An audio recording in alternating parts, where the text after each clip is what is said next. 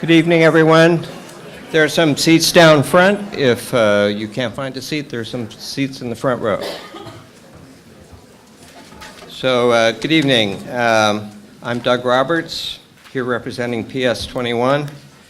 I'm a longtime Portsmouth resident and the owner of PortsmouthNH.com. It's great to see so many people here. This is really great. There are a lot of city officials, board members, and planning people from all over the seacoast, and quite a few people from the city of Portsmouth.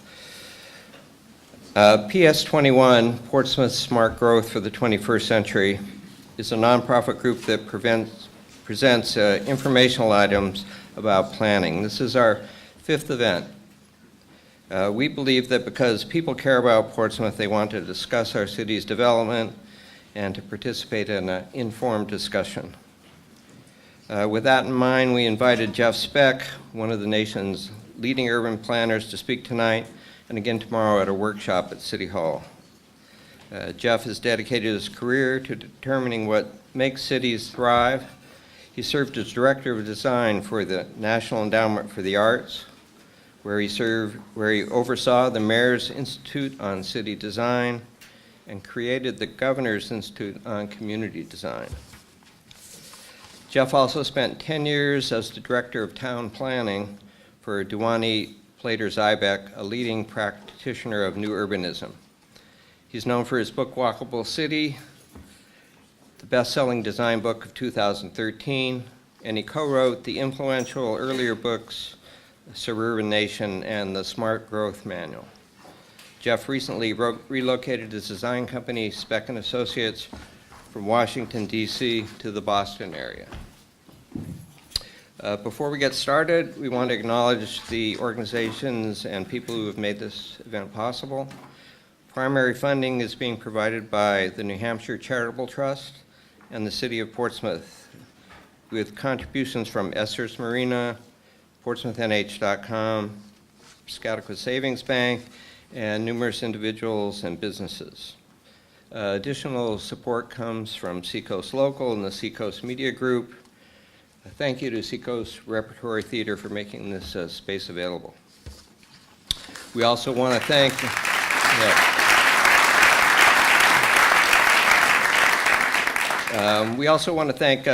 City Manager John Bohenko for his early support and the City Planning Department for its assistance with tonight's and tomorrow's events.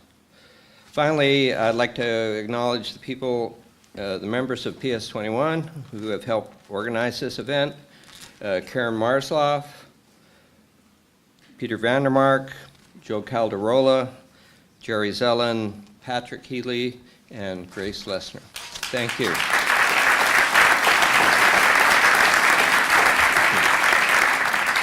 So the City of Portsmouth is recording this event tonight for the city's YouTube channel.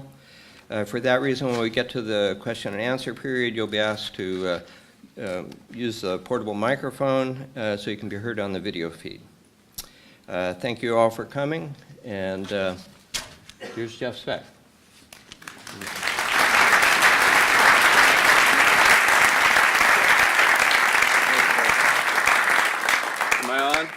Hi, everybody. Hi. I can't see you. I'm not nervous. I'm just shivering from the cold. Well, it's great. What a great space. I love speaking in theaters. It doesn't happen that often, but it's much more intimate. And even though I can't see you, I can feel you. Maybe your body heat will reach me as the evening progresses. Thank you, Doug. Thanks PS21. This has been almost a year in the making, right? Doug and I probably started talking about this a year ago, and it took a while to finally make it happen. But I'm delighted to finally be here in a place that I know and enjoy quite a bit to speak to you. I'm delighted that Mayor Lister is here and City Manager Bohenko is here. Usually you get one or the other, not often both, so this is a special night. And I've got a lot to talk to you about. The main reason I'm here tonight is to get you to come to my event tomorrow. This is a shorter version, and I'm going to talk about some things tonight that I won't talk about tomorrow, just to make tonight worth it for you. But what I'm going to be giving you is about a half of what's ideally a one-day session, which tomorrow I'm giving in 2 hours. And tomorrow I'll get to really elaborate on it. But for those of you who can come, I really encourage you to come to City Hall at 10 o'clock tomorrow.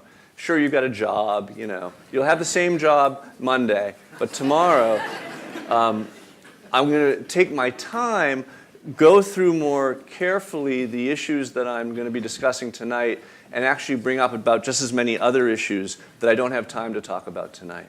And what I've learned when I give these talks, and I've given about, 60 of them since the book came out, is there's so much I want to say that I tend to rush, and I don't get to spend the time I'd like. But I'd rather have you be confused and want to learn more than to not hear the topic. So forgive me, I'm going to start going really fast in a minute.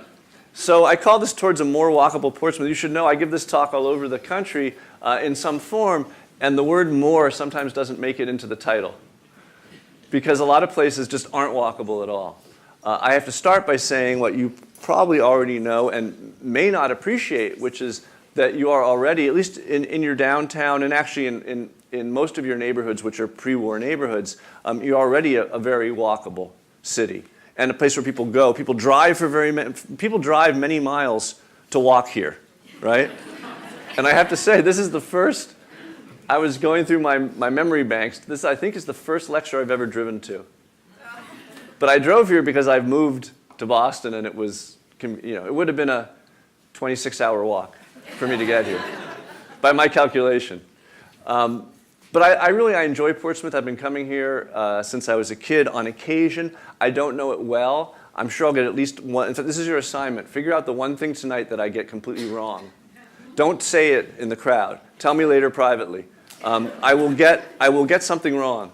But I am a quick study when it comes to cities, and I've spent a lot of time in the last week on the Google machine studying the city, and then walking around today, coupled with my times here before, that I think there's still room for improvement. And when I come to a place, what help am I if I just say, oh, it's great, right? So I'm always looking for things that can be better, and there are things that can be better, and that's what I focus on because I want to be helpful to you. So without further ado, so I'm a city planner, which means I do two types of work, essentially. I do plans for places that already exist, like South Beach in Miami, where I lived for a decade.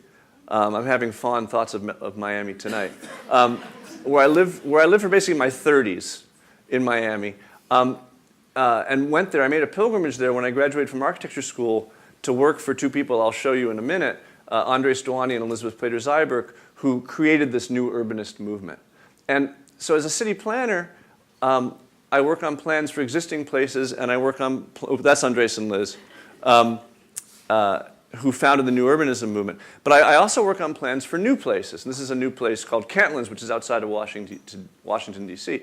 But as a new urbanist, we study these older places like South Beach, but also places like Portsmouth, to come up with the rules that we use to design new places like Kentlands.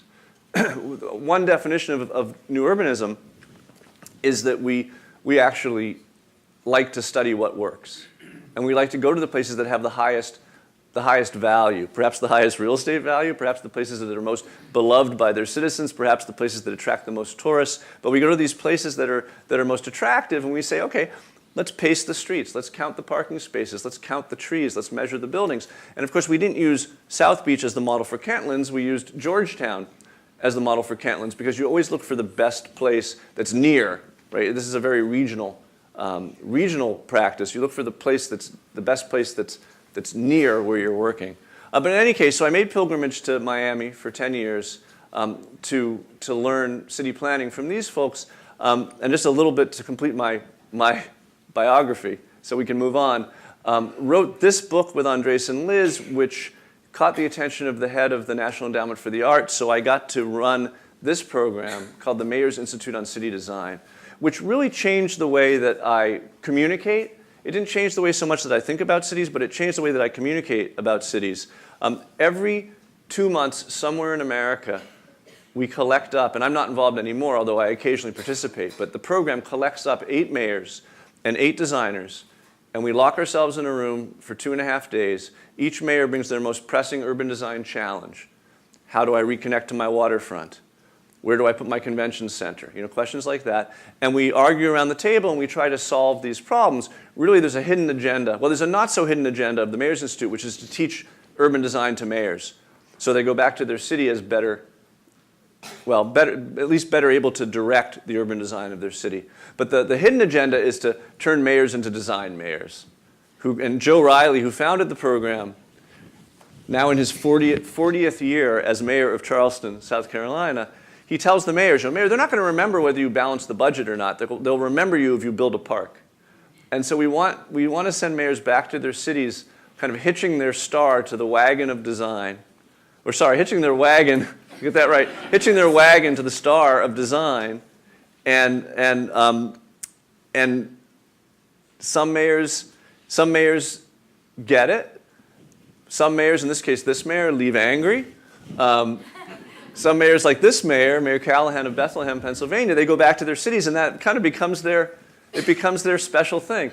So it's an amazing program. But what the program taught me essentially was all this discussion that first we called it, first we called it just good urban design. Then we called it traditional town planning, which is basically about learning the rules of cities from cities. But that turned off the liberals. Then we called it new urbanism, but that turned off the conservatives. So now we just call it, what I learned from the mayors was that they were measuring the success of their cities by how walkable their cities were. They knew that if they had people out on the street walking around, they were a success. It was a great way to measure how successful they were being, but also they knew that it was an essential ingredient to the success of their cities. So that's why now instead of talking about urbanism or neo-traditional or any of that, I just talk about walkability, and I found it's a much better way for those of us who get it and enjoy it and want to share the message to communicate with our peers about what's important in our cities. So I've done a lot more work recently for a group called CEOs for Cities. And CEOs for Cities is a group that, it's a nonprofit that cities pay a lot of money to go into the cities and say, how can we be more competitive? How can we attract corporations? How can we attract talent? How can we attract millennials? You all have been hearing about millennials, right? Every city wants millennials. And they're annoying, but they're really important. As one city I worked in said, if we don't attract, let's face it, if we don't attract millennials, we don't have a future. And that's true enough. And so they understand that there's two parts to that equation. It's like designing a house. You've got the program and the actual design. Like, how many bedrooms do I have, and then how do they relate to each other? Both are important. The programming is the events you have, like Art Prize in Grand Rapids that bring thousands of people to lovely downtown Grand Rapids. Or, what kind of sports facilities do I have? What kind of convention center do I have? But then there's just the everyday design of the spaces between the buildings that causes people to want to be in that space. And people understand now that's an essential part of the argument.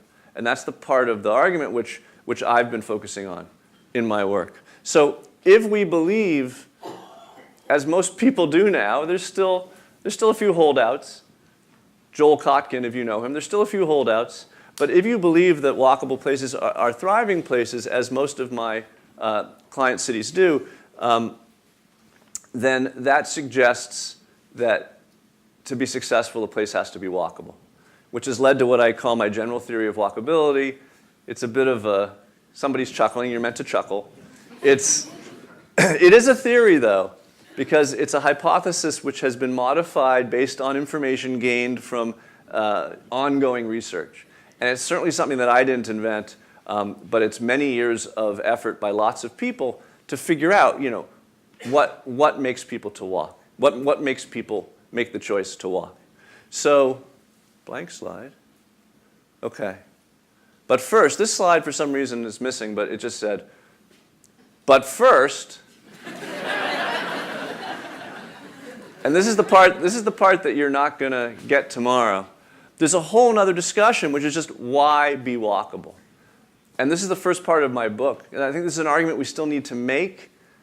I find, again, it isn't so much that I'm selling this to audiences, it's that I'm giving audiences the tools to sell this to their constituents and to their friends and families and other folks in their community. But there's really important reasons why we need to make more walkable places. When we make new places, we need to make more walkable places, and we need to make the places that we're already in more walkable. And it's essentially three different arguments, and these are the first three chapters of my book, Walkable City.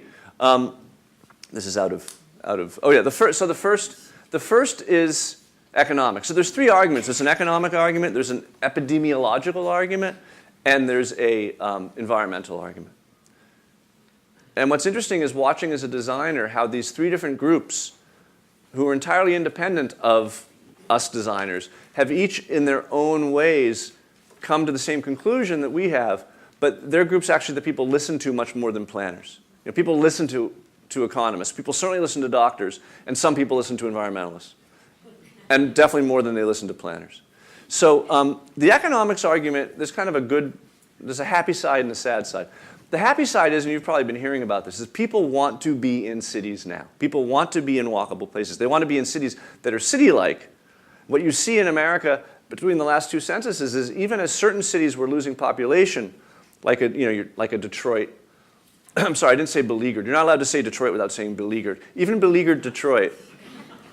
These cities lost population between 2000 and 2010, but the center cities all gained population.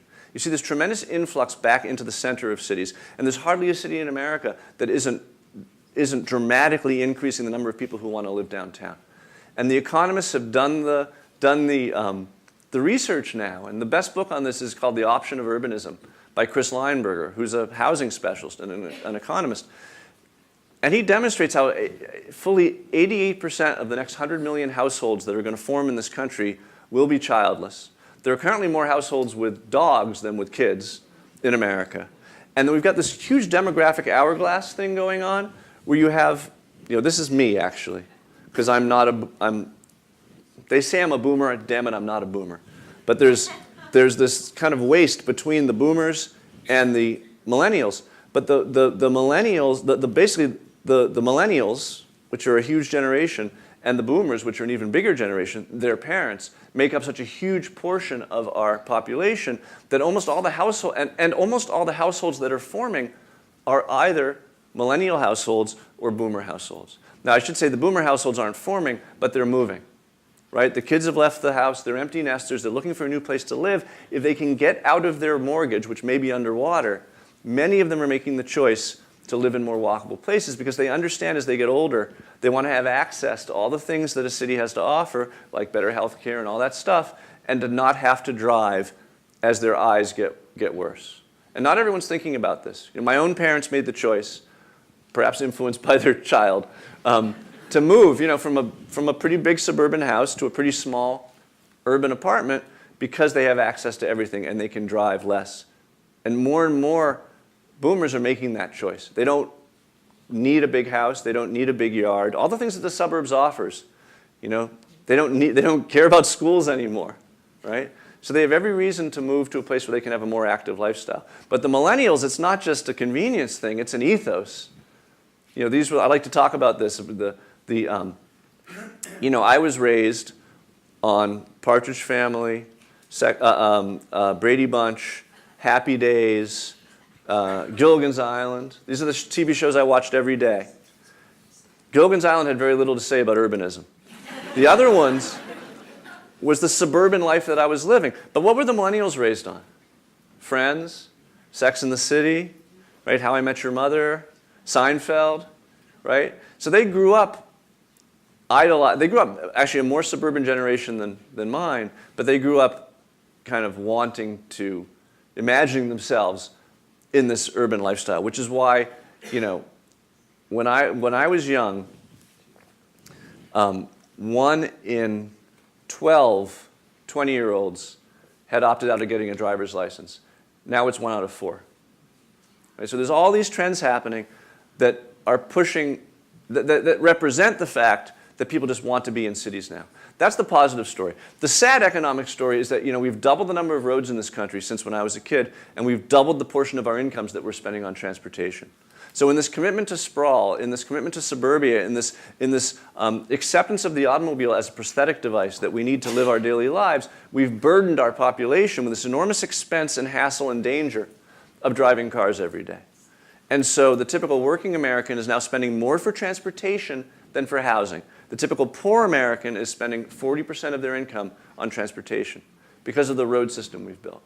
So there's a great mandate, I think a social mandate, for us to reconcentrate ourselves in more walkable places and to make our everyday neighborhoods more walkable. That's the tip of a much larger iceberg. The epidemiological discussion is a really scary one. We have the first generation of American children who are expected to live shorter lives than their parents. Right? 1/3 of all children born since 2000 are expected by the CDC to become no, what's the diabetic, thank you. I was saying epidemic. No, it's not epidemic. Diabetic. The studies are very clear that diet matters. But all everyone talks about is diet. And the studies that have compared, one of them was called gluttony versus sloth. The studies that compare diet to inactivity find that inactivity is a much more impactful measure. In fact, there was a recent study that's found that even if you're obese, if you walk a lot, you'll live much longer than someone who doesn't. So unsurprising, I suppose. We even have geographic studies, and one of them was done around Boston. And they drew circles around Boston. And it was basically like this, and they measured people's weight. And they zeroed out age and income and all the other things that correlate with body mass.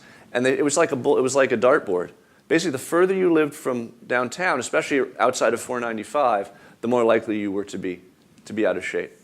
So there's a clear correlation between how our places are designed, yes, how much they cause us to commute, but also just how much they allow us to walk when we're in them, and how much of our lifestyle is a walking lifestyle that pushes us towards being healthier in walkable communities. And what's amazing is that, people listen to doctors. And about 10 years ago, 12 years ago, the epidemiologists started saying, the design of our built environment is making us a morbid society. And the only solution really is to live a more walkable lifestyle. That's a much larger argument. That's the short version. Then the short version of the environmental argument has been fascinating because environmentalism kind of turned on a dime about 15 years ago. The history of the environmental movement in the U.S. has been an anti-city movement. And there's a long line of there's a whole book about this. It calls them like Americans Against the City or something. But there's been a long intellectual history of anti-city thinking in America, starting with Jefferson, who said cities are pestilential to the health, to the morals, to the liberties of man. If we continue to pile upon ourselves in cities as they do in Europe, we shall become as corrupt as they are in Europe and take to eating one another as they do there. So this is the history of environmental thought in the US. And the carbon maps, like you see these historic carbon maps, the colors aren't really coming through, but this is kind of a bright red here in downtown Chicago. The carbon maps were always per square mile. And if you measure carbon per square mile, then the further you get from the city, where the populations become less dense, the less an area pollutes.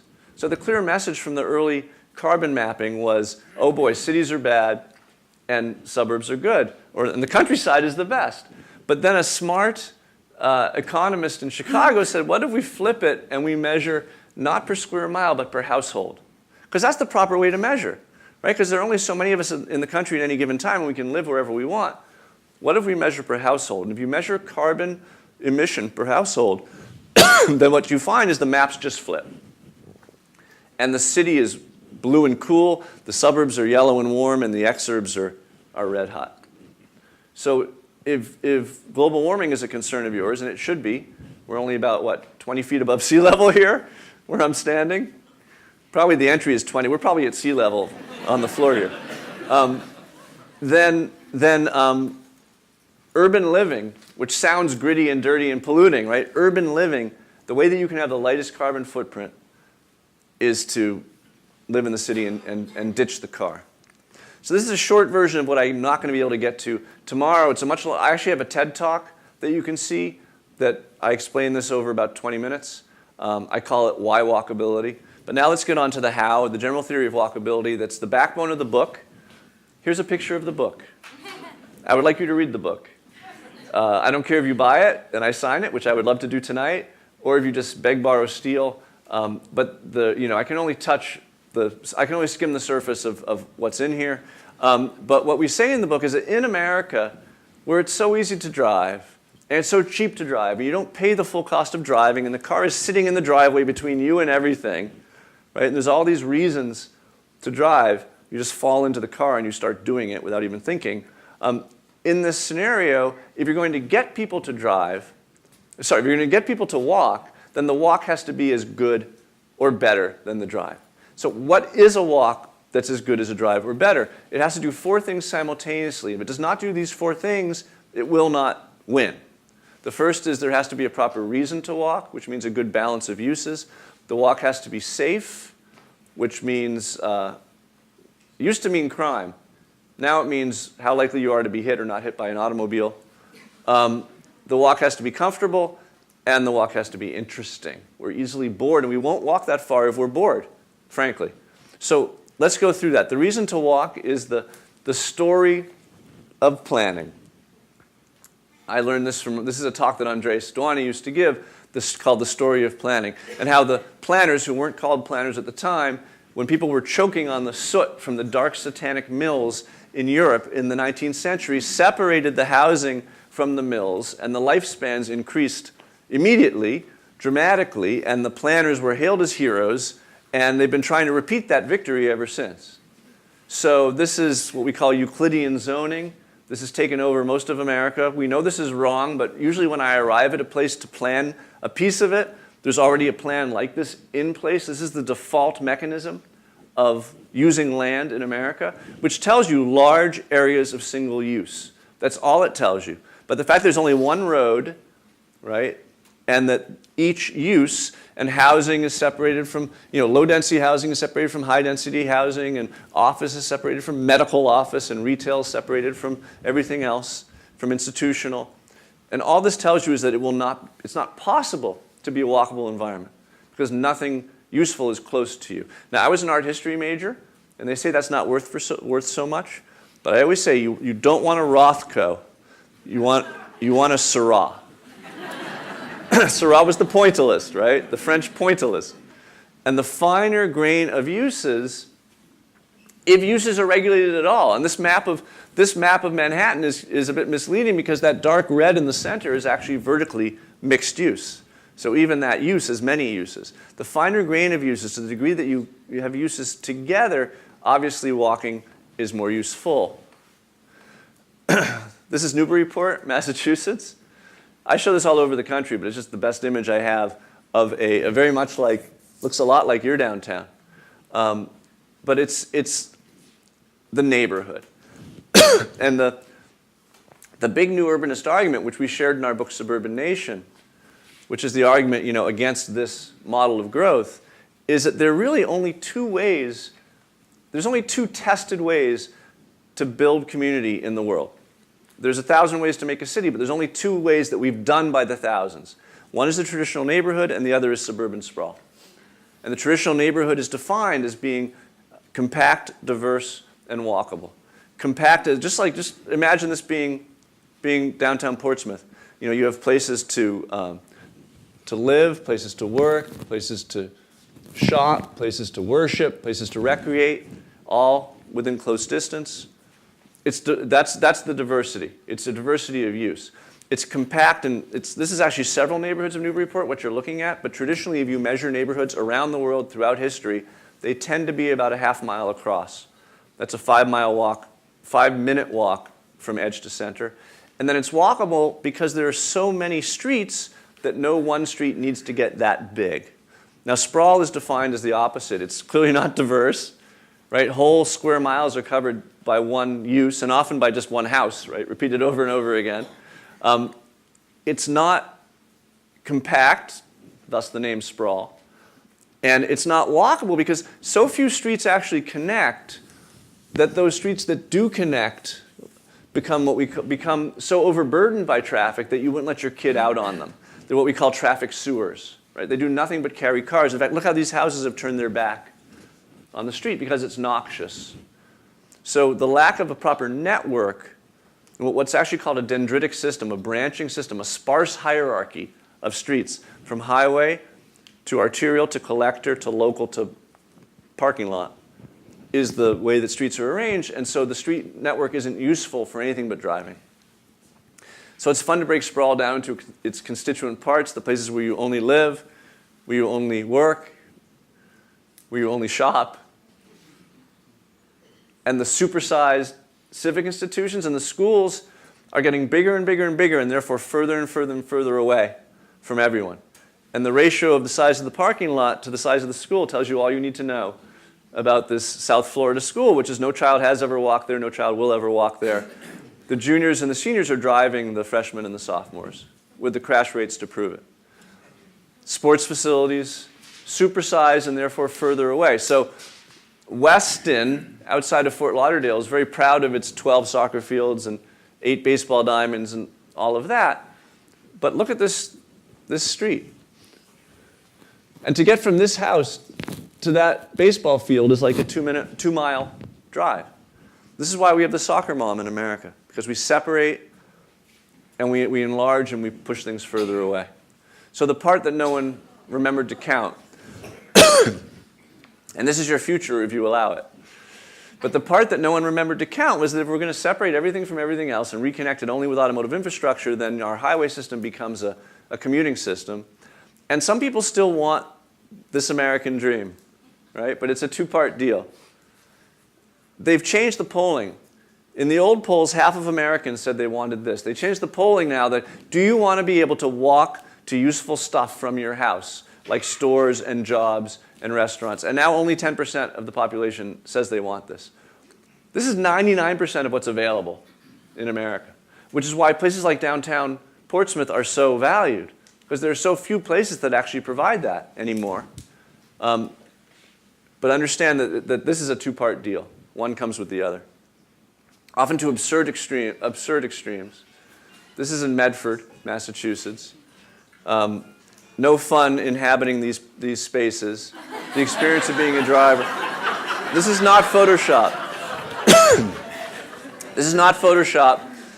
I could explain to you why this is, but it would take the rest of my allotted time. So being a driver is no fun. Being a pedestrian can be worse. And the epidemiologists, I talked about the doctors, the epidemiologists have been showing this slide, for a decade. I mean, I got this from a doctor. And the point is, if you live in a country in which you don't think twice about driving to the parking lot, to park, to take the escalator, to the gym, to get on the treadmill, to walk, then you don't have a healthy society. So it's all about the uses. These are the 2 models side by side, and you can see it's the scale. It's the same stuff, but it's the scale, and it's whether you have a street network or not.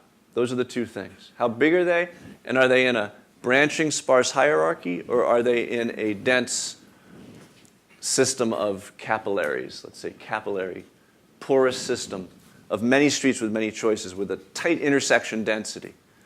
So you've got both, of course. You've got the Portsmouth that everyone knows and the Portsmouth that you know, right? The other parts of town, Pease and those places. These are the same size, these 2 slides. Can you believe that all of this fits in there?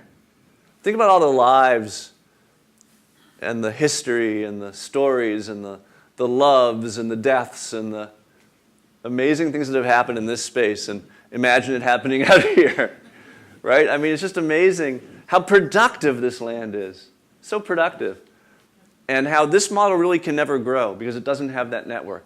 It will become stalled on very low levels of development because of the lack of network to make it vital. So that was the useful walk. There's more, but as always, I'm in a hurry.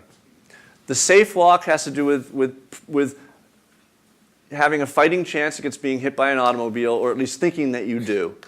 And the first thing, of course, is the number of lanes.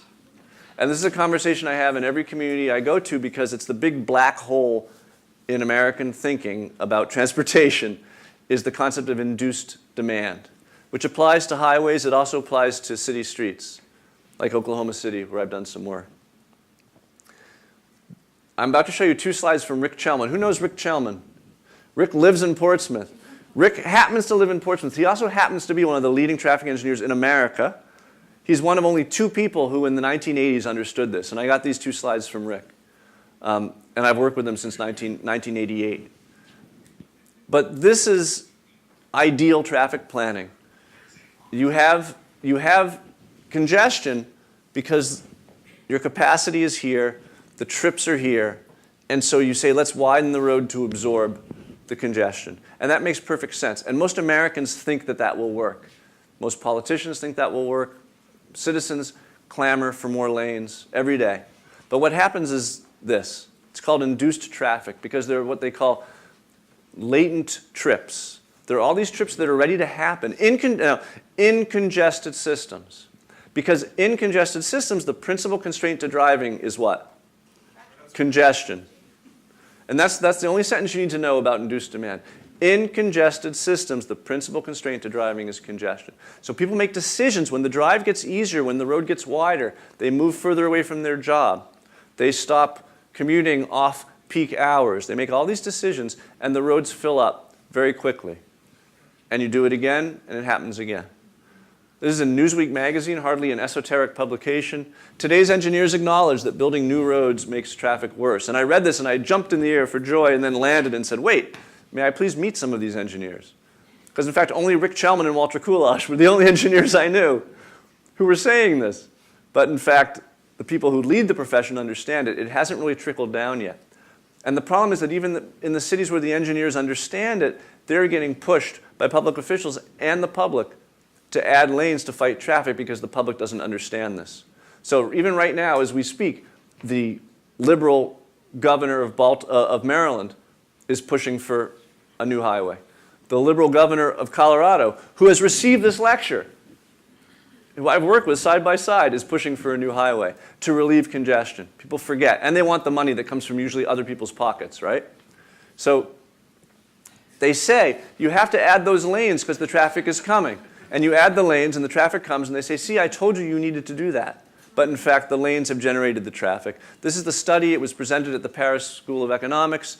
I have no idea what this means, but I do know what this means, which is that all the evidence suggests that immediately the new capacity is 40% absorbed by new trips, and within 4 years, you have 100% as much new trips as you have new capacity.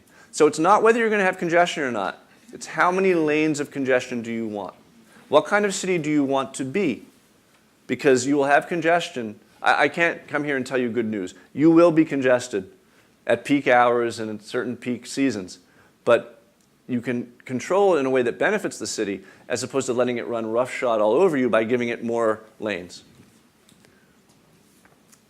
Cities that spent more to ease congestion did not ease congestion and made their congestion worse. That's the shortcut for this national study that was done many years ago. So you have some streets that, in terms of, so then the question is, how many lanes do you have? You have a few cases where you might have more lanes than you need. State Street has some conditions where these extra turn lane is added. Does it really need to have 3 lanes? Probably because these lanes are here, they're getting full. If they weren't here, people might behave differently. But then you have an interesting condition that I find in many cities. Most cities I work, there are some streets that clearly have more lanes than they have traffic. And this is not an induced demand discussion. It's just somewhere along the line, someone added a lane. Not sure why. So here on Chapel Street, I really doubt that you need that extra lane. And I also think that it'd be really nice to have some parking on this street because the houses would benefit, the church would benefit. Cars go slower when there's only 1 lane, of course, than when there's 2 lanes. There's no opportunity to jockey or pass the other car. And so one thing I do every city I go to is I look for those streets that just happen to be too big for some inexplicable reason. So the only one I found right near downtown that I think probably there's not even a traffic justification is Chapel. So there's a street where I would just say, just stripe a lane of parallel parking in there immediately, and we're done. Now, why are you laughing? Now, here's a more complicated discussion, which is the one-way streets. One-way streets do not make pedestrians happy. One-way streets are bad for feelings of safety as a pedestrian. They're bad for the actual safety of pedestrians, and they're bad for businesses. You have a one-way system here. Most cities do. Some cities' one-way systems are easy to fix. Some are harder to fix. I'd say yours is kind of in between. Why are one-way streets bad for walking? First of all, there's the sheer momentum of all these cars going in the same direction. Second of all, when you want to cross a street, and this happens here on State Street, you stick your leg out and one car stops and you start to go and the other car, you don't see them and they don't see you, right? But the main reason why one-way streets, multi-lane one-way streets are more dangerous is because of that other lane. And when you're a driver and there's another lane, think about your experience as a driver when there's one lane in each direction versus having that second lane to get into. When there's only one lane, you're stuck in your lane. You're not trying to, unless it's a highway or something, you're not trying to pass. So what do? You bide your time, you look around, you look at the shops, you're just looking, you're enjoying your environment, or at least observing your environment. When there's a second lane, at least if you're me, I think I'm kind of normal. If you're me and there's that other lane, you always want to be in the faster lane, right? You switch from being a driver to being a road racer because there's a chance that you could be going faster, and goodness knows whatever lane you're in is the slow lane, right? So with the capacity to jockey, this happens on four-lane two-ways too, right? But the capacity to jockey changes your mentality of the driver. You're no longer interested in your environment. You're interested in your speed. It doesn't matter if you're in a hurry or not. I used to leave work in Miami on a three-lane one-way. It was kind of like this street. And it was a game every day. How fast could I get to the highway? I didn't look around at all. So that's the main thing. Now, there's been a big discussion, less about safety, because the studies haven't really been done. We just know it from experience. The studies haven't been done. But the studies have been done in terms of business vitality. This is an important article that appeared in Governing Magazine a number of years ago. And it talked about Vancouver, Washington, one of now a couple hundred main streets in America that have been converted over the last 25 years from one-way traffic back. I don't call it conversion, I call it reversion, because they were all two-way once. Right? From one-way traffic back to the way they used to be, the two-way way they used to be. And this was a street in which they tried everything to make the businesses do better. All the quick fixes of the 80s, the bricks, the berms, the banners, the bollards, the bandstands, the balloons. And nothing worked. And then one day they convinced the DOT to switch it to a two-way street. And according to the merchants, their business doubled. The number of cars was about the same. Instead of doing this, they were doing this, and people started shopping. And their business doubled. It's very carefully documented.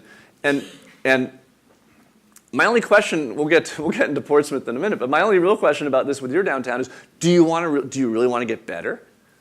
Because I mean, there's a risk. There's a risk that you shouldn't be better.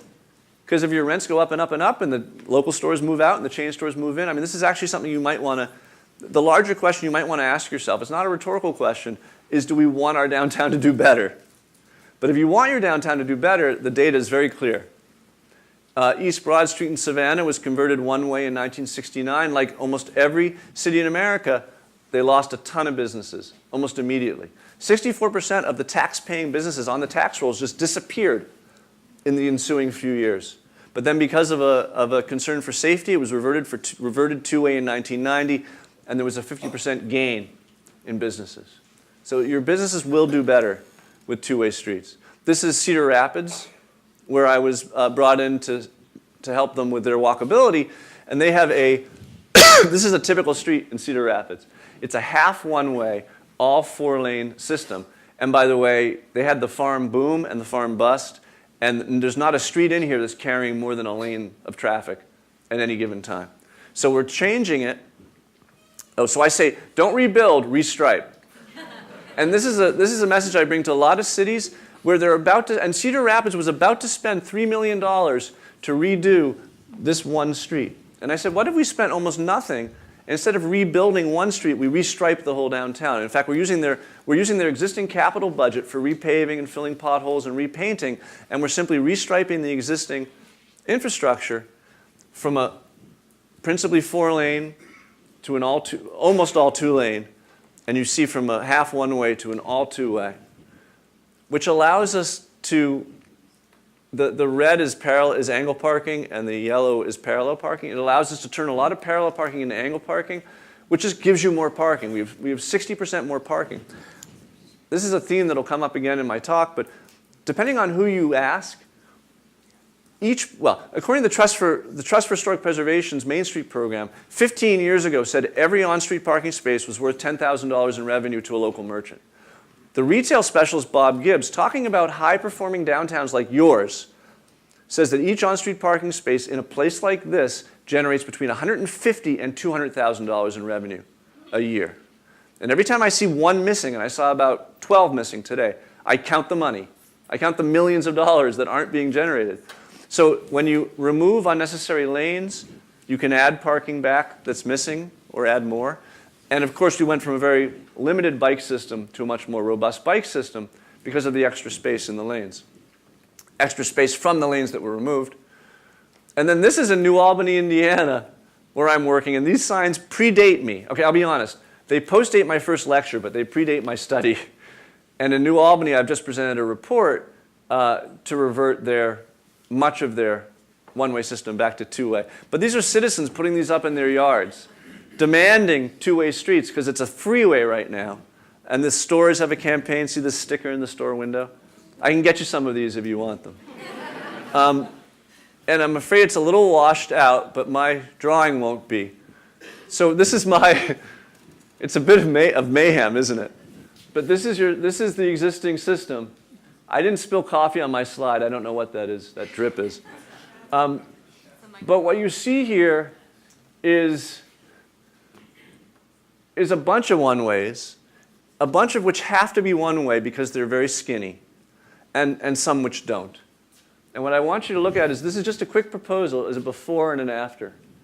Before, and after. And here's what I'm proposing. Let me do this again. Before, after. It's a little sticky. And what I'm proposing is most of State Street go two-way. See State Street now, here at the bottom? And most of Congress go two-way in the upper left. To make Congress work, Pleasant is also going two-way. Because when you get to there, you have to be able to turn, because you've got, what is it heading at you? Daniel. Let's just say Dennis. You've got Daniel heading at you. There's some other interesting things going on up there we could talk about, but I'll get to that in a minute. So here's State Street. People think that you can't make these conversions because of the terminus, the termination. So what you see here is a street that goes over the bridge. Find the right way to point. I think this is getting tired. There we go. The street goes over the bridge and then splits. So because the street goes over the bridge and splits, say, well, how can you handle that? We have to reconfigure that whole intersection. That's going to be expensive, and messy. In fact, you don't. You just move a block back. So I haven't changed anything in that first whole section. But then what I've changed,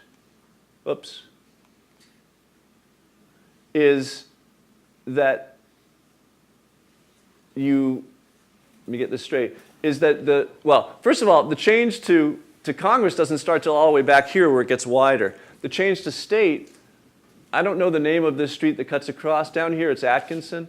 I don't know what it is up there. Church Street. But you see, all that's happening is that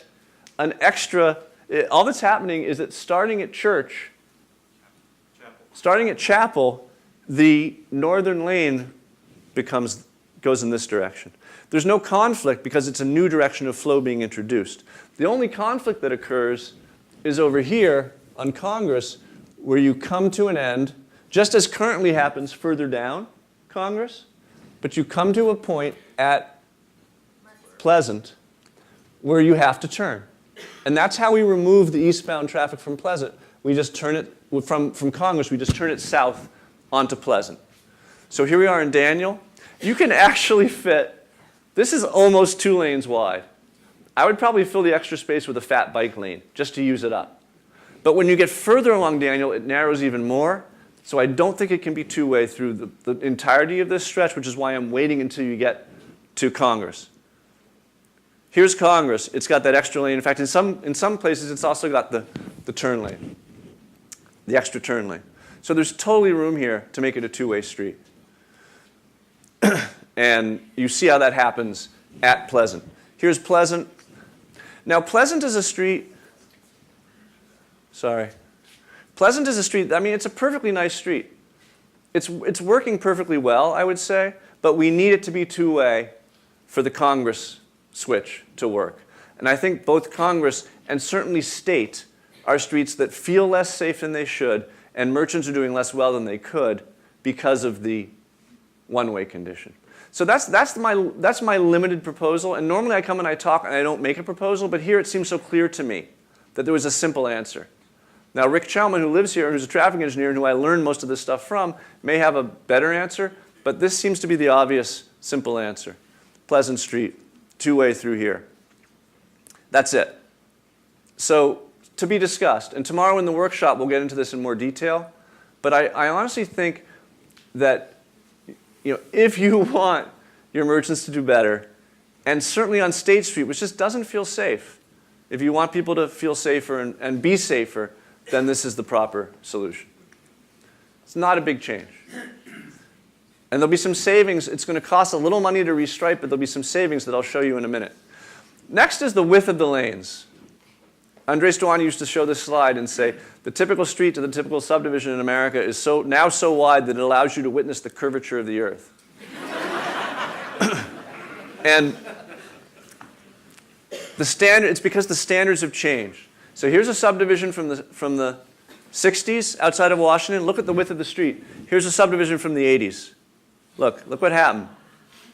Just because the standards changed in my old neighborhood in South Beach, the street wasn't draining properly. They had to rebuild the curb. Well, the new standard kicks in. We lose all our street trees and half our sidewalk on a street that's working perfectly well because of this new wider, ever wider standard. We don't want to get into why these standards exist. People go faster on wider streets. Even the most conservative engineer will tell you that street width corresponds to design speed. The wider the street, the faster people will feel comfortable going on it.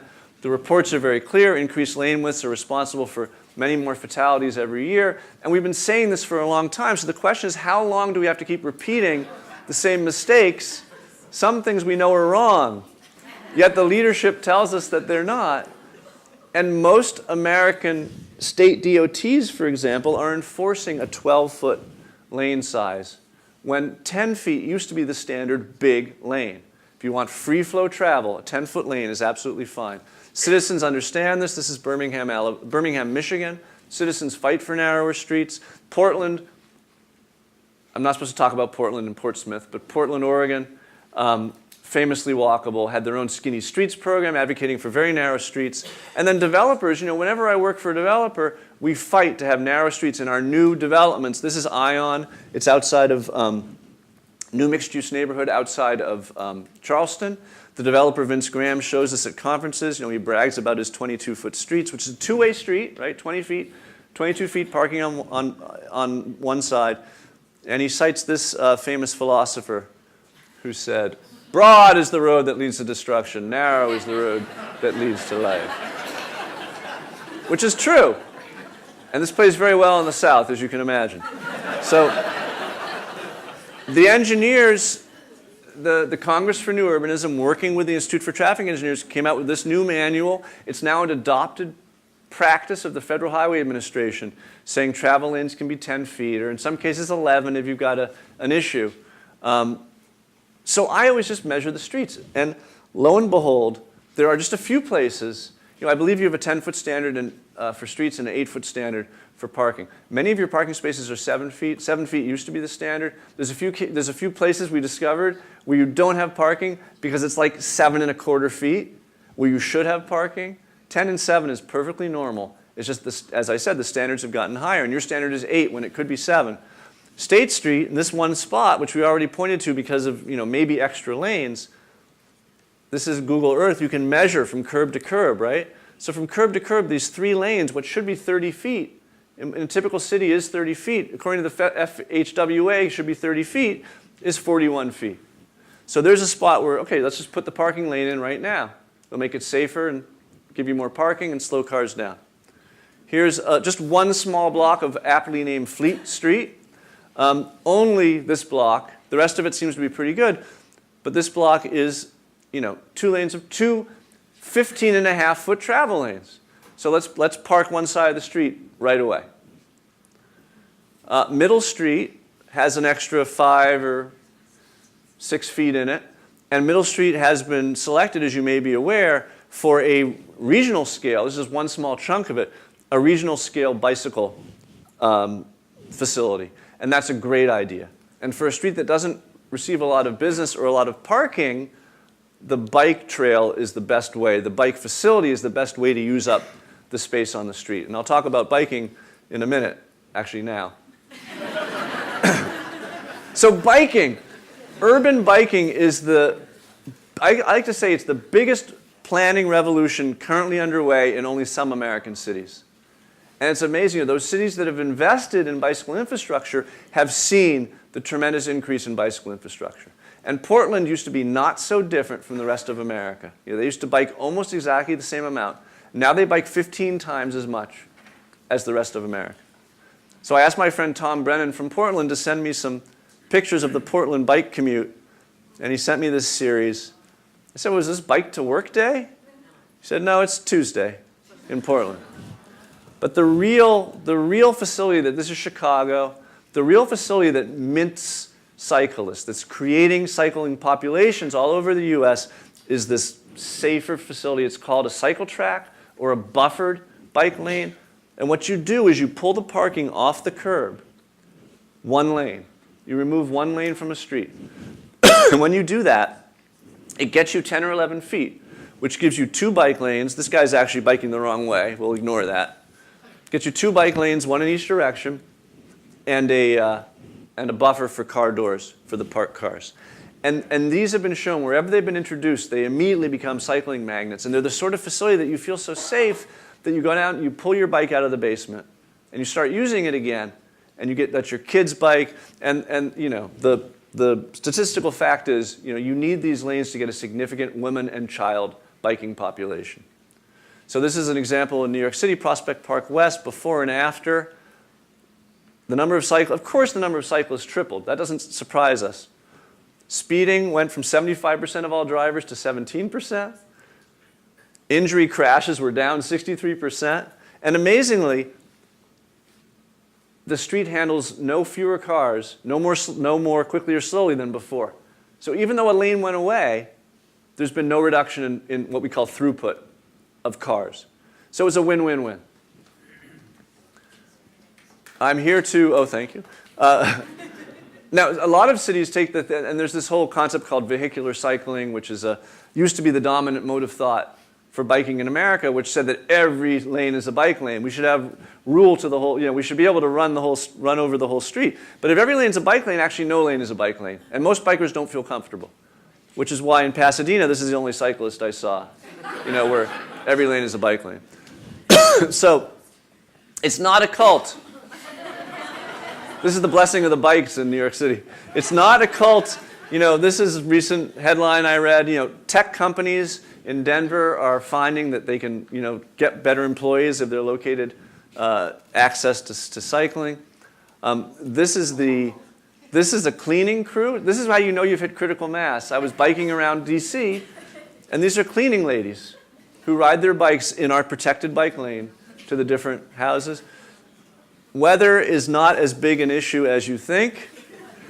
This is like, what is this? Copenhagen or Helsinki. This looks miserable, but in fact, you're much better in a cold climate than a warm climate to be a cycling city. This is a map of summer and winter temperatures from Hawaii to Alaska across the US.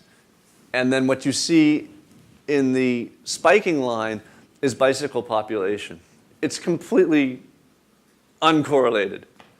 Like what matters is, okay, the really hot places have some trouble, but what really matters is what sort of investment has there been made in cycling infrastructure. So you hesitate to say this as a planner, but bike lanes are one thing. If you build it, they will come. And if you want a healthy society and a society that attracts millennials and tech companies and all that stuff, then bike lanes are part of your future. And I know you're already building them, so that's great. Come in. Now, here's the bike lane that's proposed for a piece of the bike lane that's proposed for Middle Street, and there's a bunch of different proposals that are on the table. This is the one I favor because it's the buffered bike lane that we talked about. I would encourage you in your advocacy as citizens or members of the government, if that's what you are, that you overcome the doubters and push for the buffered bike lane, because this is a big corridor where that will make a really big difference, and it will generate the bike population that will allow people to see that the investment was a smart one, and it will attract people. It will attract people to your city if you want more people. It will attract them. There's more that I could say about that. I'll save it for tomorrow. Oh, so here's the concept. As you can see, the parked car and the buffer and then the bikes protected from the moving vehicles. But what people who fight these don't understand is that the buffered bike lane, unlike the bike lane that's in the street, the typical bike lane that's between the parked cars and the moving traffic, the buffered bike lane makes it better for drivers. There's fewer conflicts, less nuisance, the trips don't get slowed down, and in any of these post-occupancy evaluations of the buffered bike lanes, everybody's happier. And the injuries to all users, not just pedestrians, not just cyclists, but even drivers, go down. It's just better for everybody. So there's no good argument not to do this except for kind of fear of the new. But fortunately, it's been tested in a lot of other cities, and you can have confidence in the outcome. So again, the data. Parallel parking, I've been talking about parallel parking. It's an essential barrier of steel between the sidewalk and moving vehicles. And you really need it in your commercial areas for the commercial reasons I mentioned. But it's a key aspect of any successful commercial streetscape. Some towns try to get rid of it in the 60s, 70s. Oh, who needs all these cars milling around? But it's actually super important for feeling comfortable on the sidewalk. This is Fort Lauderdale, happy hour. Parking is allowed on this side of the street and not on that side of the street. This is the happy parked side of the street right here. And this is the unparked, bless you, this is the unparked side of the street. Right? People don't want to sit or walk next to cars moving quickly against the sidewalk edge. And that's why it's really important. People ask me today why your lovely bookstore is struggling. There's a number of problems with that street, but there's no parallel parking anywhere near that bookstore. And that street is 27.5 feet wide. So it's not 28, so it doesn't qualify for parking. That's preposterous. That's the one place where parallel parking needs to come back. Okay, that was the big one. We're almost done. Those were the two big categories. These are very quick. The comfortable walk, it's a little bit counterintuitive. Especially for Americans, we all like to climb mountains and get big vistas. We like open space, but we also like to feel enclosed. In fact, we need to feel enclosed. All animals, the evolutionary biologists tell us that all animals simultaneously seek prospect and refuge. We want to be able to see our predators, and we want to be able to know, and we want to feel that our flanks are covered. And if we don't feel that our flanks are covered, we're not comfortable. And that's in our bones. We can't help it. Thousands of years of evolution have taught us to be most comfortable in places like this. Outdoor living rooms, right? Streets and squares and other spaces that are shaped around us and hold us. So we've been talking for some time about what the proper ratio is of height to width. 3 to 1 is pretty great. 1 to 1 was the Renaissance ideal. Beyond 1 to 6, you probably don't feel enclosed anymore. Street trees help a lot, right? 6 to 1 can be pretty spectacular if you're Salzburg. The opposite of Salzburg is Houston. And I say that with some discomfort because I just started working in Houston. And Houston has come a long way since this picture was taken. Houston is doing a lot better. But the message of this slide is that the on-street parking lot, the exposed parking lot, is the principal violator of that feeling of comfort and enclosure. But there's also the idea of the missing tooth, of which you have a few. In fact, because of the demand for parking, most of your missing teeth downtown are parking lots, right? Worst is the missing nose, when you have a corner with something missing from it. And often your zoning codes prohibit you from putting flat iron buildings on flat iron lots. That was the condition. This is called a flat iron lot. That was the condition on this corner in Washington, D.C., so it became my pet project. And I had to fight the zoning code and get 3 separate variances just to put a proper building on the site. But what I did was illegal in actually 5 different ways. Because it matched, the style didn't, but the footprint and the urbanism matched the historic urbanism of my neighbors. And our code, like most cities' codes imported from the suburbs in the 80s, was a suburban code. So when you do that, people like it. And no one wants to buy it. That's a whole other discussion. But there's no parking. There's on-street parking. But here you have a condition. Now, this is an old slide. I have an aerial graphic that shows what's about to be here. Here you have a condition, which is the entry into Portsmouth. Okay, it's the entry from Maine, but it's the entry into Portsmouth. And I'm reminded of the great quote of Vincent Scully. They tore down Penn Station, beautiful historic Penn Station, and replaced it with Madison Square Garden, Penn Station. And he said, you used to stride into New York City as a king. Now you scurry in like a rat. And here, this is your entry into town, and you've got this exposed parking lot. And it's an old photo, but you still have the exposed parking lot.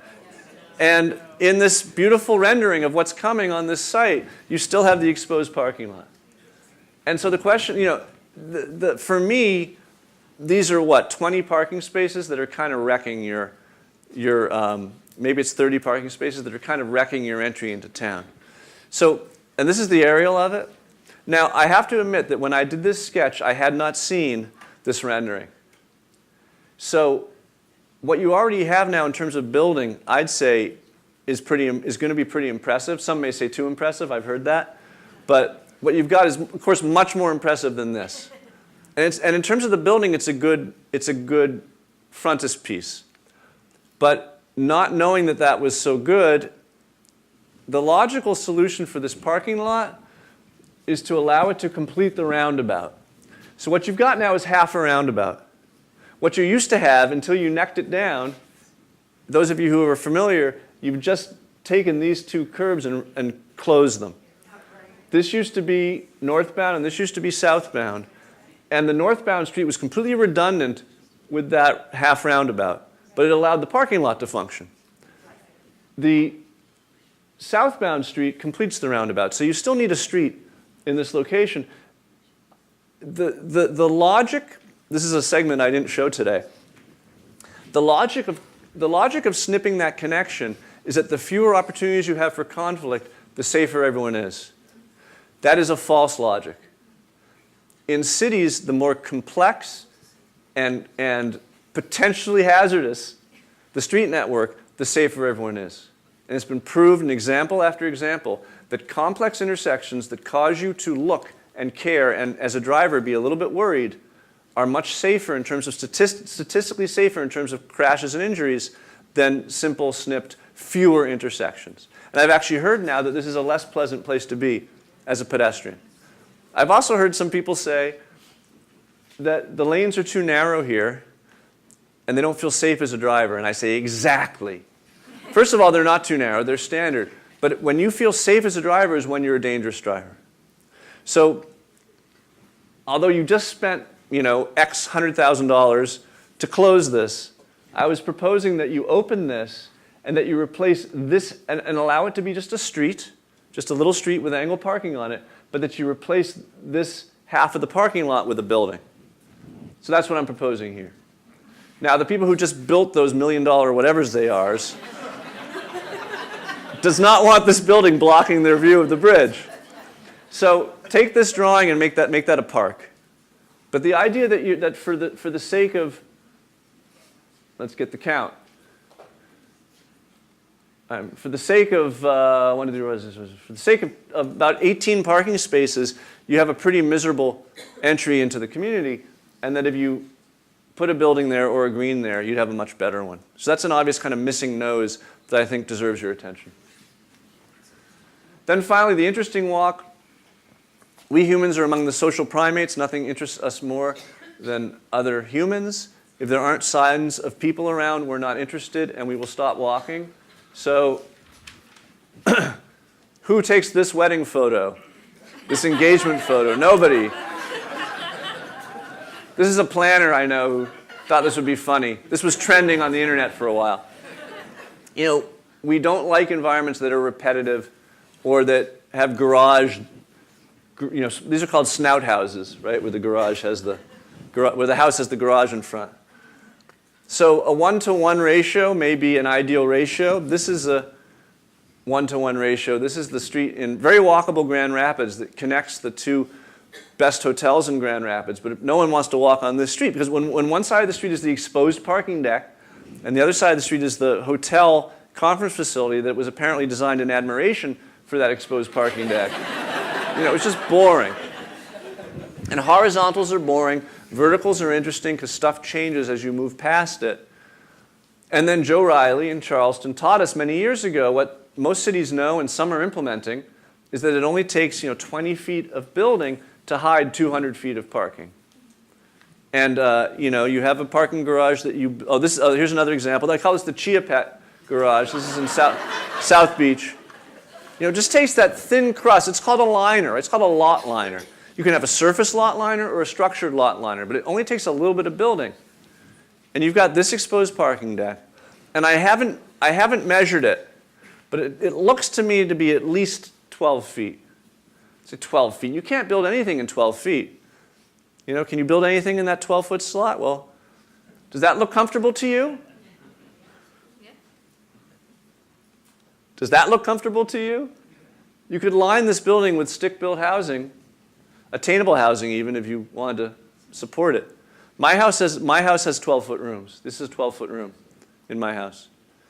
So the lesson is, I think, any new parking garages you're going to build, you know this, you want to line or somehow occupy that first floor with an activity if it's in an area where retail already is or will thrive, then make sure that first floor has a nice high ceiling and it's retail, at least at the edge. If it's in an area where don't make the mistake that other cities have made by mandating active first floors everywhere where there's no retail. But in the case where there's no retail, then make that residential edge that hides the parking lot from the street with just a 12-foot or however much room you have building. So this is the last thing I like to show. It's a great project. I had nothing to do with it. It's by Maleka Architects in Columbus, Ohio. This is a bridge. This neighborhood here in Columbus, Ohio, is the convention center neighborhood. Lots of pedestrians, lots of activity. There's a big sports facility there. This neighborhood is called the Short North, and it was really struggling. Great restaurants, ethnic neighborhood, great stores, but no one was walking across the bridge because this was the bridge. And when it came time to rebuild the decrepit bridge, the city gave $1.9 million to the state and said, give us a wider bridge. And they built the bridge about 80 feet wider, and they gave the extra width to a developer who built this.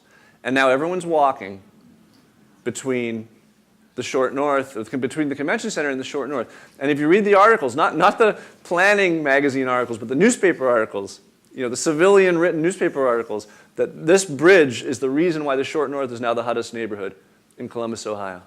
So the message here is whenever you have walkability, this is going to be really important if you build a new parking structure down on Deer Street. Where? Deer Street. Deer Street. If you build that parking structure, which you're considering down on Deer Street, and you want people to walk from there to downtown, there's a couple blocks that just aren't that good. And whenever you have walkability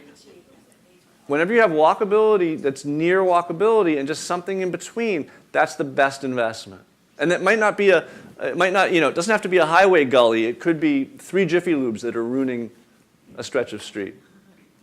Right? So whenever you can connect it, that's the easiest way to double your walking. So that's the list. Your bones are good. Your city is beautiful. You do have to ask the question, how successful do we want to be? You're facing the issues that I'm not trained to address. Gentrification is my job. Avoiding displacement is part of that job. We don't like to use the word gentrification. We use the word displacement. Because you can make a place better and make sure that those people who are there are able to stay there. And that's a real important thing to do. But making places better is my job. So in telling you how to make places better, make Portsmouth better, I'm telling you how to make it more walkable, and I think it could be more walkable, and I think it should be more walkable. There's the book. If you're a real junkie, these are the other 2 books. I didn't mention the Smart Growth Manual, but I recommend it since I helped write it. Since you're so close, and I know there's some real junkies in the audience tonight, I teach a course at Harvard, just a 2-day course at Harvard every summer. And we haven't picked the date yet. But next year, this summer, I'll be doing it. So stay in touch with me via my Twitter handle, which I'll share with you. And please come to our Harvard course. It's not cheap, but you get a Harvard diploma, which is a really good deal. So there's my website if you want to see longer talks, different talks, be linked to some other things.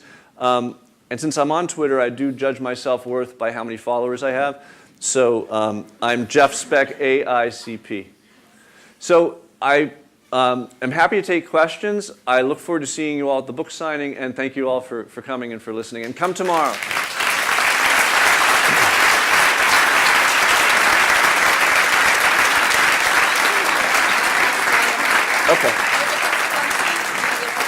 Okay. She's going to pass around the mic.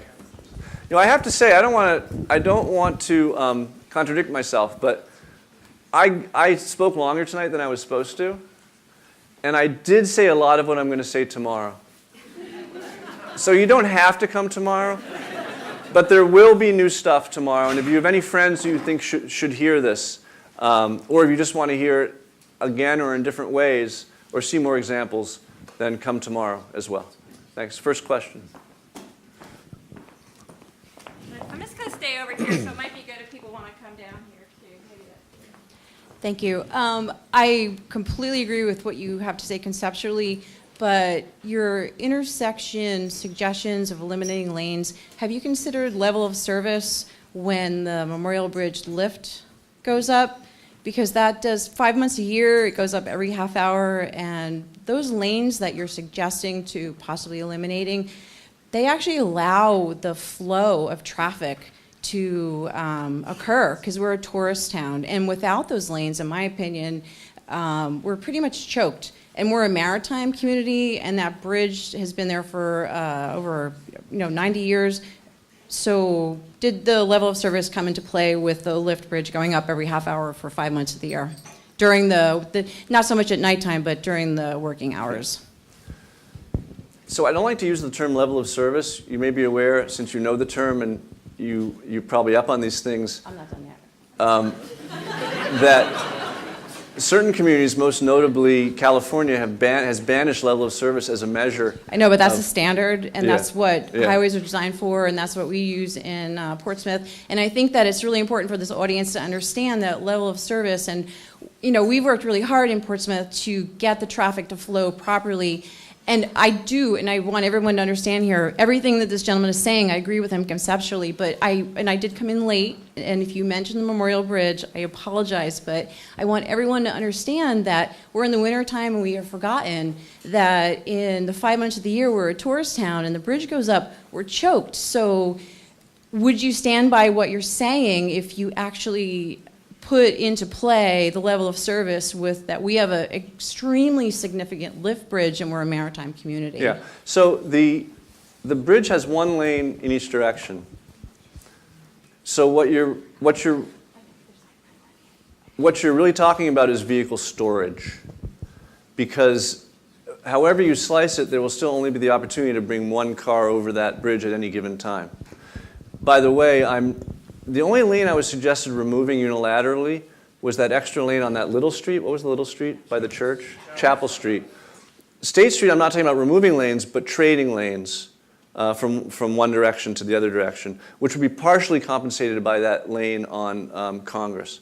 But what I think is important to understand, and bears study, is it's not a question of throughput, it's a question of storage of vehicles. The line of cars will go back further, because it'll be storing in one lane instead of two lanes. Now, I'm not going to go all the way back to the picture I showed, but I didn't introduce the two-way traffic until maybe, I'm going to guess 800 feet back. So there's still those 2 lanes of storage for that whole strip. The question is whether that's enough, and then what happens if it isn't enough, and how that hampers your system, particularly when there are now other routes that have been made available by the additional porousness of the two-way system. Now, I do believe Rick Chelman, who had to call China tonight so he couldn't be here, has done the numbers and believes that it will not be a problem. This is clearly something that has to be addressed by a traffic engineer. Just make sure you get the right one to address it. And I thank you for your answer. You're a visionary, and I completely respect that. And I can speak probably for most people here that we love that, and we love that you're here. But it's just a really important piece, and I wanted everybody to be reminded because we're in the winter and the bridge doesn't go up that often, and that's part of who we are. So, and our traffic flows are all based on the bridge 5 months a year. So I appreciate you being here, and thank you. Thank you. I should say that most of the communities in which I say I, but I mean a lot of newer, I say we because there's a lot of us who are doing this work, are proposing the one-way to two-way reversions. There's a state in the way, right? There's a state DOT that says no. And the community seems to want to do it, and the state says you can't do it. And here, I just think that since you don't have that impediment, you should really take advantage of it and investigate it fully. Yes? Hi, Jeff. Chad. You're really doing us a great service here and coming and sharing your ideas with us, so thank you.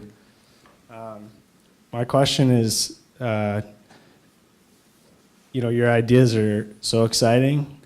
How can a person in my position, a local landscaper, 27 years old, get involved now? Clap, clap. I would say, be a YIMBY. There are a lot of not in my backyards. The question is, how committed are you, Chad? There's a guy in Dallas called a Twitter handle Walkable DFW. He happens to have a planning degree, okay. But he's a guy who really just cares about making Dallas more walkable, and he is turning the tide in Dallas just with a Twitter feed. So anyone can really make a contribution by communicating in social media, but that's a cop-out to say that you should stick to social media. I don't know the circumstances surrounding the rejection of the recent parking garage proposal, which was rejected because probably more people showed up at council and were against it than were for it. I don't know the circumstances that will surround the upcoming bike facility on Middle, Center. I don't know who's going to show up for the meetings about the bike facility on Middle, but you better believe a lot of commuters are going to show up and say we don't want it. So the main advice I can give to you and anyone else in the audience is that whenever a new idea is introduced to a community, a good idea or frankly a bad idea, more people show up against it than for it. Because when people are happy, they're quiet. Right? When people are happy, they're quiet, and when they're sad or mad, they're loud. And so, any new idea will have more opponents than supporters. And so it's really important for people in the public who have no dog in the fight, whose yard is not abutted by the challenge, to show up and be the voice of the generalist as opposed to the specialist at the meeting. And the specialist is the NIMBY who specializes in their own front yard or their own commute or something else. So my main point is show up at the hearings and try to be a voice of reason. All right, thank you. Sure.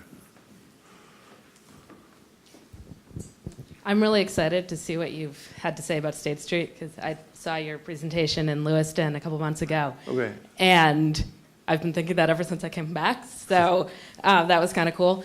But I'd ask about Maplewood. I live on one end of town and work in the North End, and I had to walk down Maplewood today, and it does not feel like a happy place to walk. It's hard to get from the Bridge Street side to the in-town side. So fortunately, I went on Maplewood. And by the way, I was not hired to give you any plans or any ideas, but just to speak. And I don't expect to be hired here, and I'm too busy right now anyway to work here. So I want to teach you to fish. And I hope I've taught you to fish with the things I showed you tonight about number of lanes and lane widths. We were walking on Maplewood today, and we found one spot on Maplewood, which I think was across from the Port Walk development, where it was effectively 3 lanes in 50 feet, right? And there was a point where it was 4 lanes because, a left-hand turn lane, and one thing I didn't talk about tonight that I'm going to talk about tomorrow is how people tend to make left-hand turn lanes too long. They also, oh my goodness. Okay, you've got to come tomorrow to hear about swoopy versus non-swoopy left-hand turn lanes, which is a whole other discussion. But by oversizing, by putting in left-hand turn lanes that aren't necessary, and sometimes they are really useful. Left-hand turn lanes have a real role to play. I'm not saying that they're always a bad idea, but people sometimes put them in where they're not needed, then they sometimes make them longer than they need to be. Or they have these big swoopy midsections where the street's just striped off and you can't go there because you somehow have to swoop into the left turn because that's safer than just driving into the left turn. Maybe you've seen these. And you've basically got a 50-foot section from curb to curb, and the city planners who I were talking to acknowledge that it's a perfect street for parking and driving and biking. There's enough room for that. And just to tell you what we said on site was that a 50-foot section is perfect for having 2 driving lanes, 2 biking lanes, 2 driving lanes, 2 biking lanes, 2 parking lanes, and then when you have to stick in the left-hand turn lane, you lose one of the parking lanes. Right? That's all, So,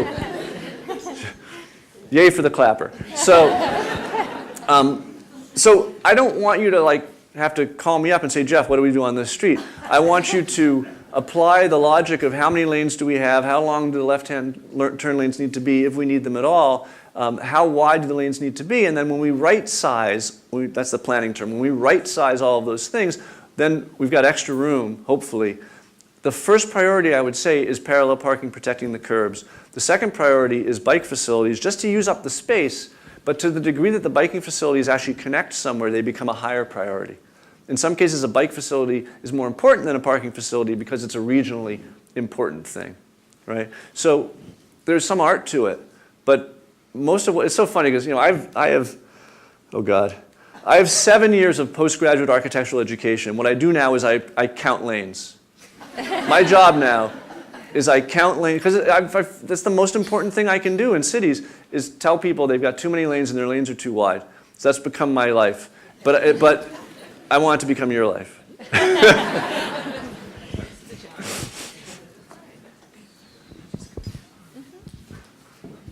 Thanks so much. You brought up so many interesting points that I guess I'd never thought about. And it's good food for good thought. I wanted to say that coming back over from Kittery, entering the end of the city over Memorial Bridge, I know exactly what you're talking about because there used to be a way to get around.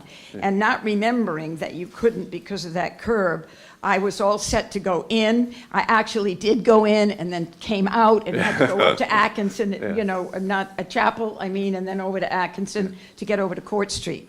So I think your idea is a great one, although I do know that we always have to worry about costs, and I do understand that. But one of the questions that I don't know the answer to, and I'm sure there are people here that do in the city government, is whether or not the parking that is there now that you would like to hide belongs to that Wright Avenue new building, this Mr. Kellerman's building. Is that going to be a problem? So most of in almost every case, when we see parking in a town, is it the PNC Bank? PNC Bank's parking lot across from the old church? TD Bank. TD Bank. Whenever we see a parking lot, big or small, that we'd like to see become something else, with the exception of that one we identified today, the little one. Oh, Bridge Street. With the exception of the Bridge Street lot, which really wants to be a town square. It's perfect linear green, the Bridge Street lot. But with the exception of that, almost every parking lot that you find in the city that needs to reform is privately owned. And that's where the horse trading has to happen. That's where the city has to actually invest in making a landowner whole so that a higher and better use can come to that site. And I'll take one more question because I don't want you guys to leave before the book signing. I just wanted to ask quickly, if you do a bike lane, which I also think is great, along Middle, what do the bikes do when they get to where a stoplight is? Do they have to obey those rules as well? Oh boy. Can this be the last question? There's one more question. That's not a good question. No, it's a great question. It's a great question. The reason why bicyclists break traffic laws is because traffic laws were not written for bicycles. Traffic laws were written for cars. It's preposterous to think that bicyclists should follow laws that were written without anyone ever thinking of bikes when they were written. Now that said, I'm not advocating that you break the law. What I am advocating for is the Idaho rules. Do you guys know the Idaho rules? The Idaho rules, because if the rules are reasonable, bicyclists will then stop breaking the law, and then they'll start following all the laws. The Idaho stop says basically you treat a stop sign like a yield, and you treat a stop light like a stop sign. And when you put that in place, the cyclists realize they're being respected, they follow the law, and of course doing that is perfectly safe. The momentum you lose when you stop a bike, going from 3 miles an hour to 0, going from 0 to 3 on a bike is as hard as going from like 3 to 20, you know? So it's really important that the bikes be allowed to coast when there's no other cars anywhere around. So bicyclists should be expected to behave safely, but I don't think they will behave safely until the laws acknowledge the realities of cycling and the Idaho stop becomes a more national standard. Last question. Thanks, Jeff. So I'm a graduate student of architecture at Wentworth Institute of Technology in Boston, and I was wondering, for that building that you proposed right before the bridge, how would an architect go about designing that building to work with the idea of walkability? Well, we got a little bit into how buildings have to hold the edges of streets. Your question is rhetorical in the sense that that building's never going to get built because it's blocking the view of the big new investment that was just made, right? But having a green or something else there that just wasn't an ugly parking lot, I think is worth pursuing. Now, if you were to build a building there, the simple rule of buildings is you bring it up to the, particularly if it's a civic building or a commercial building in an urban area, is you bring it up to the sidewalk edge. If there's any parking, it's always hidden behind, and then many eyes. Jane Jacobs, many eyes on the street. So you want to have lots of doors and windows and no blank walls. But that's actually, it's important that we have this conversation because it's really not taught in architecture school. I spent 4 years in architecture school, and at no point did a professor ever say to a student, boy, your building doesn't have enough openness or friendliness to the sidewalk. We were talking about a lot of esoteric and really interesting stuff, but the basics of making a friendly building never even came up. So I think that's a great question, and I'm glad I had a chance to answer it. So thank you all again. I'm going to run outside. I'll meet you at the book table.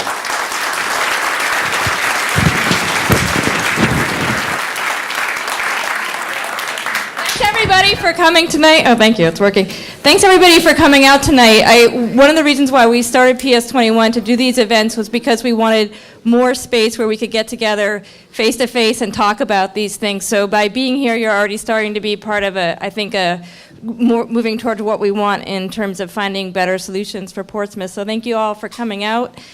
We'd like you to keep continuing this conversation, like Jeff was saying.